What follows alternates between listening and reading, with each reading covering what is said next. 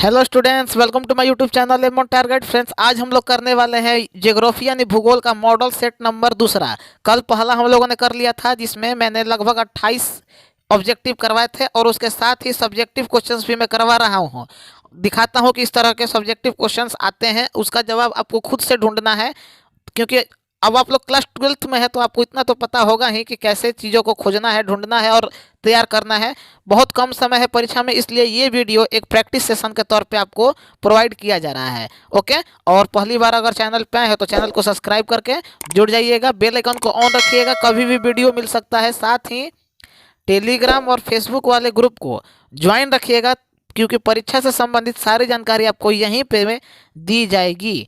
Okay, और आपको पता ही है कि एग्ज़ाम 70 नंबर का होता है, प्रैक्टिकल होता है, ये सब तो आपको ऑलरेडी पता है। तो आइए अब हम लोग समय बर्बाद ना करते हुए पहले क्वेश्चन की तरफ बढ़ते हैं। और पहला क्वेश्चन है एकदम शानदार, और ये सभी क्वेश्चंस आपके परीक्षा के ध्यान में रखते हुए सबसे ज़्यादा इंपॉर्टेंट क्वेश्चन है, तथा साथ ही ध्यान रखिएगा ये वो क्वेश्चन है जो सबसे ज़्यादा बार आए हैं और आने की संभावना 100% वाली है। ओके, तो मिस नहीं करना है, नहीं तो फिर आप लोग टाइम फिस हो जाइएगा। ओके, और जहाँ तक संभव होगा हम चीज़ों को समझाते हुए बताते हुए चलते हैं, तो आपको ये सब चीज़ों पे ऑलरेडी फोकस करना है। पहला क्वेश्चन है एंथ्रोपोजियोग्राफी पुस्तक के लेखक कौन है। अब इस तरह के क्वेश्चन जब आए तो आपको भूगोल में जो किताब लिखा गया है, ठीक, देख लेना है कि लेखक उसके कौन है। ओके, तो इस प्रश्न का सही जवाब होगा option number A, Ratzel. Question दोनों भाषा में है, चीज़ों को समझते हुए चलिएगा। आइए, भारत में जनगणना कितने वर्ष के अंतराल पर की जाती है। देखिए कितना इजी इजी क्वेश्चन पूछा जा रहा है। आपको पता ही है कि 10 वर्ष के अंतराल पे जनगणना होता है। तो देखिए ऑप्शन नंबर सी 10 वर्ष पे दिया हुआ है। एकदम इसी तरह का आसान आसान प्रश्न आएगा और क्वेश्चन दोनों भाषा में है, दोनों लैंग्वेज के लड़के आराम से कर लेंगे। उसके लिए इसीलिए शेयर कर दीजिएगा जितना अधिक से अधिक हो सके अपने दोस्त, स्कूल, कॉलेज, जहाँ भी आप पढ़ाई करते हैं सबको। 3 नंबर क्वेश्चन, कृषि के निम्नलिखित प्रकारों में से किसमें मुख्यतः रसदार फलों की खेती की जाती है। कौन रसदार फसल? ऑप्शन पढ़िए, ट्रक फार्मिंग, बाजार बागवानी, रोपण कृषि या भूमध्य सागरीय कृषि।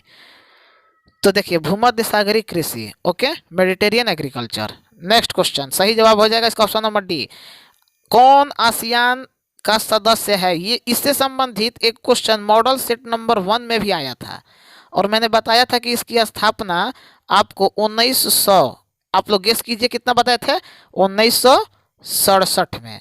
और स्टार्टिंग में इसमें 5 सदस्य थे, लेकिन अब 10 से ज़्यादा लगभग हो चुके हैं। पूछा गया है कि कौन सदस्य देश है, तो ब्रुनेई है। ठीक है, नेक्स्ट क्वेश्चन, निम्नलिखित में कौन संसार की सबसे बड़ी नदी है। देखिए क्वेश्चन पे ध्यान रखिएगा, संसार की सबसे बड़ी नदी अगर बड़ी पूछे तो करना है अमेजन को, लंबी पूछे तो करना है नील को। ठीक, नील नदी संसार की सबसे लंबी नदी है और अमेजन नदी संसार की सबसे बड़ी नदी है, और भारत की सबसे बड़ी नदी है गंगा, याद रखिएगा। इसी तरह के एकदम इजी इजी प्रश्न आते हैं, आप लोग झूठ मूठ में परेशान हो जाते हैं। जो तरीका बताएं उसको ध्यान से सुनिए, समझिए और उस पर अमल कीजिए, एकदम आपका रिजल्ट इतना बेहतर होगा कि आपको खुद नहीं यकीन होगा कि इतना कम समय में मैंने कैसे कर दिया। लेकिन आपको खुद पे पहले भरोसा होना चाहिए और रोज वीडियो आ रहा है, क्लास को मिस नहीं करना है। गंगानगर का सबसे प्रमुख प्रदूषक कौन सा शहर है या नगर है? तो आपको पता ही है कि सबसे ज़्यादा, सॉरी यहाँ पे कानपुर पे दिया है, वाराणसी यहाँ पे कर लीजिएगा, ग में बनारस। ओके, किम्बरले क्यों विख्यात है? तो किम्बरले का खान साउथ अफ्रीका यानी दक्षिण अफ्रीका में स्थित है और ये हीरे के लिए विख्यात है। किस चीज़ के लिए विख्यात है भाई? तो हीरे के लिए। किस अवस्था तक मानव शैशव काल की अवस्था में रहता है? तो 15 वर्ष तक, उसके बाद युवा अवस्था आएगा। आइए 9 नंबर क्वेश्चन, किस देश में मानव विकास का स्तर ऊंचा नहीं है? ठीक है, मानव विकास का जो स्तर है, डेवलपमेंट का लेवल है, level of development is not high in which of the flowing countries. तो वो है जिबूती। ये प्रैक्टिस सेशन है और रोज़ प्रैक्टिस आप लोगों को समय निकाल के कर लेना है। और जो चीज़ हम बताएं कि यहाँ से ये चीज़ ऐसे पढ़ लीजिएगा, जो लड़का बात मान लिया पढ़ लिया तो उसका रिजल्ट बेहतर होगा ही। और सब्जेक्टिव भी हम आपको वीडियो के लास्ट में बताएंगे कि 2 नंबर वाले ऐसे प्रश्न आते हैं और 5 नंबर वाले ऐसे। आइए क्वेश्चन नंबर 10, प्रति वर्ग किलोमीटर में रहने वाले लोगों की संख्या को जनसंख्या खाली स्थान, ये मतलब यहाँ पे भरना है, कहते हैं। तो प्रति वर्ग किलोमीटर पे रहने वाले लोगों की संख्या को जनसंख्या घनत्व बोलते हैं, यानी पॉपुलेशन डेंसिटी। नेक्स्ट क्वेश्चन, निम्नलिखित देशों में किस में सर्वाधिक लिंगानुपात पाया जाता है? ठीक है, ध्यान दीजिएगा, देश पूछा है। लिंगानुपात, अब लिंगानुपात क्या होता है? तो मतलब 1000 पुरुष पे कितनी महिलाएं हैं। ठीक है, महिलाएं हैं। तो सबसे ज़्यादा कहाँ है? तो इस प्रश्न का सही जवाब हो जाएगा लाटविया। ये चेंज होते रहता है, ठीक ना, तो यहाँ पे थोड़ा सा इतना भी कॉम्प्लिकेटेड मत बना दीजिएगा आप लोग। वैसे इस तरह के क्वेश्चंस बहुत कम ही आते हैं, 1-2 जो है, लेकिन आने के चांस रहते हैं। रूस के टुंड्रा भाग में बहुत इंपॉर्टेंट क्वेश्चन, रहने वाली आदिम जनजाति किस नाम से जानी जाती है? देखिए यहाँ पे याकूत इसका सही जवाब होगा, और इसका एक अन्य नाम भी है जिसे बोलते हैं फिन। यहीं पे हम लिख दे रहे हैं फिन। ठीक, याकूत या फिन कौन है? तो रूस में रहने वाले, टुंड्रा भाग में रहने वाले जो आदिम जनजाति है उसको याकूत या फिन बोला जाता है। नेक्स्ट क्वेश्चन पे तरफ बढ़ते हैं। WWW जिसका फुल फॉर्म होता है वर्ल्ड वाइड वेब के आविष्कारक कौन है? ईमेल के हैं कौन? टॉमलिंसन। लेकिन WWW के कौन है? तो option number C, Tim Berners Lee. आइए 14 नंबर क्वेश्चन, स्वेज नहर का निर्माण कब हुआ? ठीक, ये क्वेश्चन ऐसा है कि यहाँ पे ये क्लियर नहीं पूछा है कि स्वेज नहर का निर्माण शुरू कब हुआ या पूरा कब हुआ। तो देखिए शुरू हुआ है 1859 में और ख़त्म हुआ है, लगभग 10 साल लगा था, 1869, 1869। अब यहाँ पे ये क्वेश्चन अगर आता है, और बहुत बार आया है ये, ठीक ना, देख लीजिएगा, ध्यान से समझ लीजिएगा। आप लोगों को करना क्या है कि इसका ऑप्शन नंबर ए लगाइएगा, 1869, क्योंकि बन के जब रेडी हुआ है तब का पूछा गया है। अगर देखिए ध्यान से दोनों क्वेश्चन को समझ लीजिएगा, दोनों चीज़ों को पूछे कि स्वेज नहर का निर्माण कब शुरू हुआ, तो 1859, ख़त्म कब हुआ, 1869। अब दोनों में से कोई शब्द ना हो, सीधे पूछा है, जैसे 14 नंबर क्वेश्चन में आप देख रहे हैं कि स्वेज नहर का निर्माण कब हुआ, तो 1869। ओके, बस कर दीजिएगा। आइए, निम्नलिखित में कौन भारत का प्रथम भारतीय उपग्रह है? तो आपको पता ही है, आर्यभट्ट है यार। इतना इजी क्वेश्चन अगर आएगा तो हमको नहीं लगता है कि आप लोग से छूटने वाला है। एशिया की सबसे बड़ी मलिन का मतलब गंदा स्थित है जगह कौन है? तो ये मुंबई है भारत का, याद रखिएगा। स्लमडॉग करोड़पति जो फिल्म बना है इसी से रिलेटेड था। आइए 17 नंबर क्वेश्चन, निम्नलिखित में से किस क्षेत्र में प्राचीनतम सुविकसित नगर पाए गए हैं? देखिए यहाँ पे वैसे सुविकसित नगर तो मिस्र में भी, यानी मेसोपोटामिया में भी और सिंधु नदी में भी वाले क्षेत्र में भी पाया गया है, लेकिन जो आपके बिहार बोर्ड के द्वारा आंसर जारी किया गया है उसमें कहा गया है कि नील नदी घाटी के क्षेत्र में। और यही क्वेश्चन अगर भारत के संदर्भ में पूछे तो नर्मदा नदी पाषाण कालीन सभ्यता से रिलेटेड है, लेकिन यहाँ पे सुविकसित पूछा है तो सिंधु सभ्यता तो है नहीं, तो सिंधु नदी अगर देता तो कुछ बात रहता। लेकिन यहाँ पे मैं फिर बता रहा हूँ कि बिहार बोर्ड अपने अनुसार कुछ क्वेश्चन के आंसर जारी करता है, तो आपको यहाँ पे नील नदी घाटी ही कर दीजिएगा अगर आप सुखी जीवन जीना चाहते हैं तो। आइए नेक्स्ट क्वेश्चन नंबर 18, ब्लास निम्नलिखित में से किस भौगोलिक अवधारणा से संबंधित है? ब्लास, ठीक, BLACHE, तो ये है नवनियतिवाद यानी नियो डिटर्मिनिज्म।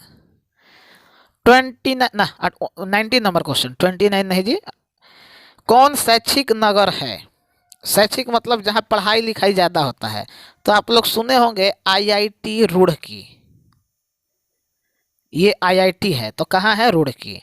बाकी मुगल सराय में पढ़ाई होता है, मुगल सराय में रेलवे यार्ड है सबसे बड़ा, आइए नेक्स्ट क्वेश्चन, भारत के जलोढ़ मिट्टी के क्षेत्र में किस प्रकार की बस्ती की प्रमुखता पाई जाती है।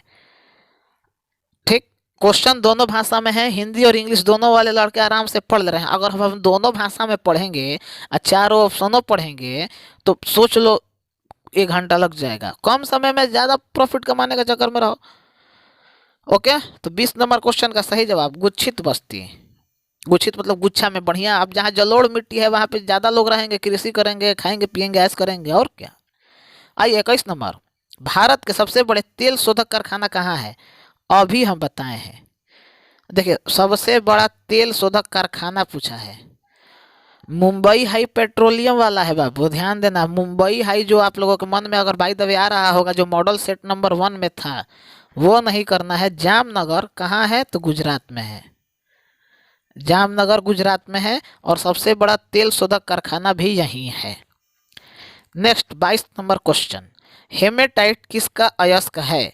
तो सबको पता है हेमेटाइट मैग्नेटाइट ये लोहा का अयस्क है। याद रखिएगा, अयस्क जितना है विशेषकर कोयला का, लोहा का, याद कर लीजिएगा, चारों का अयस्क। ठीक है, अयस्क जब पूछ चुका है लोहा का तो कोयला का भी पूछेगा ज़्यादातर, मैग्नीज, ये सब जो भी अयस्क है मेन 4-5 एलिमेंट्स का याद कर लेना है। भारत की हुगली औद्योगिक प्रदेश किस राज्य में है। अब जिस लड़के को ये पता है कि हुगली नदी कहाँ है तो पश्चिम बंगाल यानी वेस्ट बंगाल तो आराम से मार देगा एकदम। देख लो, थोड़ा सा बस दिमाग लगाओगे, आंसर तुम्हारे आंख के सामने है।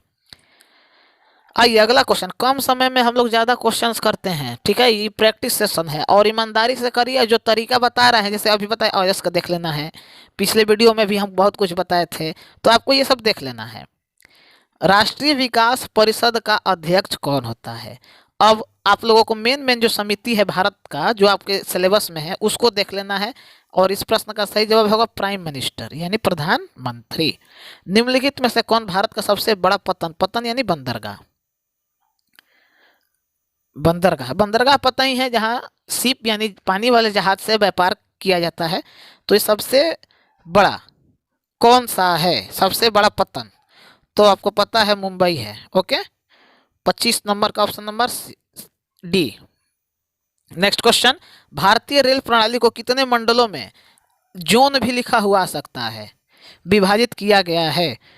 हाउ मेनी जोन्स, देखिए इंग्लिश वाले में टर्म में जोन लिखा हुआ है, हिंदी में भी जोन लिखा हुआ आ जाता है, तो आपको घबराना बिल्कुल नहीं है।